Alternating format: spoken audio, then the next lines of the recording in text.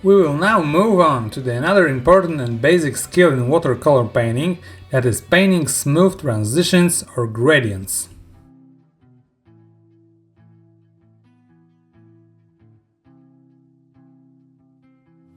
Draw 5 long rectangles of similar size next to each other on watercolor paper. To make these gradients as smooth as possible, try to keep the paper fairly moist when applying paint or changing from one color to another. This can be achieved in two ways.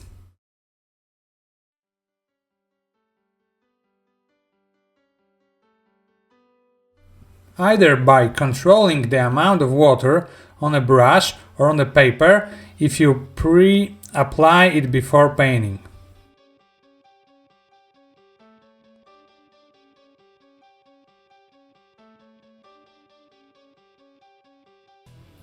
We fill the first one with only one color and it will be sepia.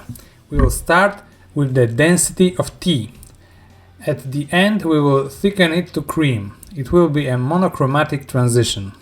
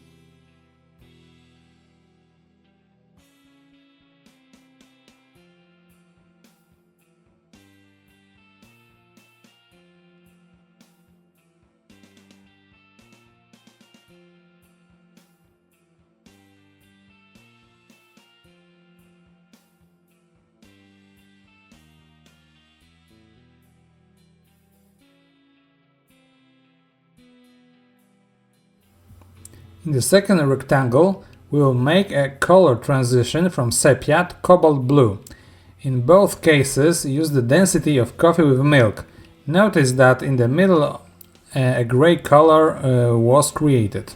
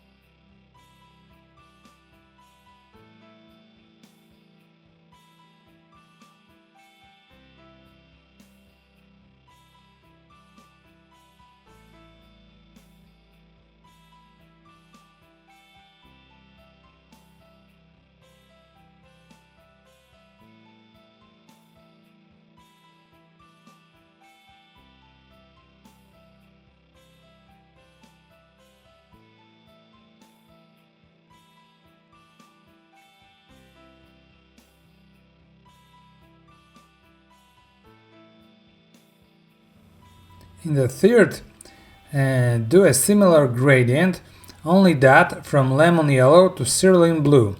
This time before painting, apply clear water to the rectangle to the level of the satin and tilt the paper slightly while applying the paint. This will make it easier for you to mix the paints. What color do you obtain as the third?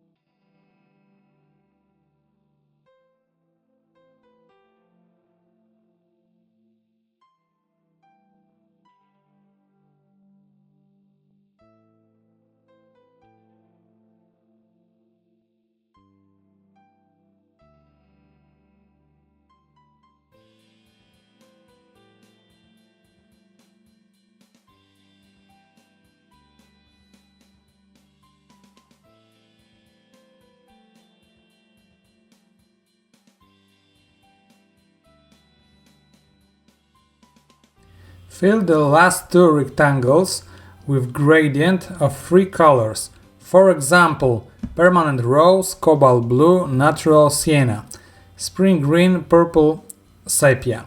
To make gradients, also use gravity and tilt the paper while painting.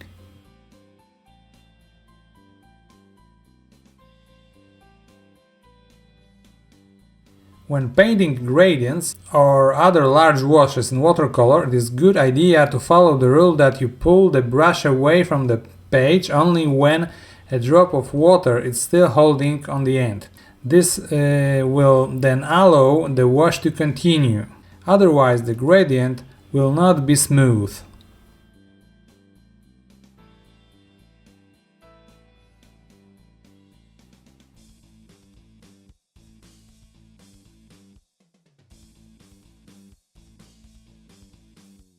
Note that from the combination of blues and browns, different shades of gray are created, and so it is worth doing by mixing these colors with each other.